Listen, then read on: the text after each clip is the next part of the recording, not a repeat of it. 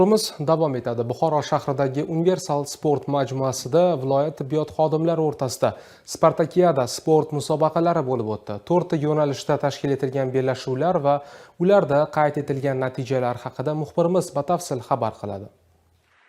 Joriy yilning 25-30 sentyabr kunlari Buxoro shahridagi Universal sport majmuasida tibbiyot muassasalari xodimlari o'rtasida Sog'liqni saqlash vaziri va Kasaba uyushmasi raisi kubogi Spartakiada musobaqalarining hududiy bosqich bahslari o'z nihoyasiga yetdi.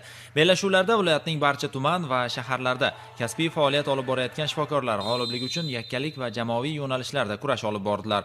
Musobaqaning shaxmat shashka, stol tennisi kabi turlaridan so'ng mini futbol o'yinlarining yakuniy uchrashuvlari o'tkazildi. Dastlab maydonda 3-o'rin uchun kurash kechdi. Unda G'ijduvon tumani va Kogon shahri jamoalari o'zaro bahs olib bordilar. O'yin G'ijduvon tumani jamoasining g'alabasi bilan yakunlandi. Shundan so'ng navbat hal qiluvchi final bahsiga yetib keldi. Unda Respublika shoshilinch tibbiy yordam ilmiy markazi, Buxoro viloyati filiali va onkologiya markazi jamoalari chempionlik o'yinida maydonda saf tortdilar.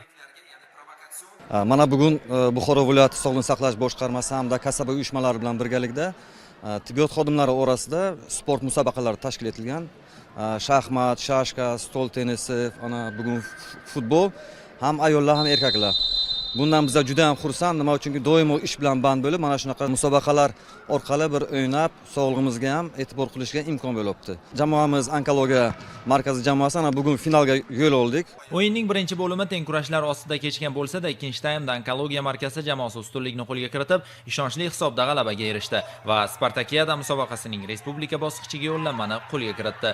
Tibbiyot xodimlari o'rtasida sog'lom turmush tarzini targ'ib qilish, ularni doimiy sport bilan shug'ullanishlarini ta'minlash maqsadida tashkil etilgan ushbu musobaqa chinakam raqobat va do'stona muhitni ham shakllantirdi.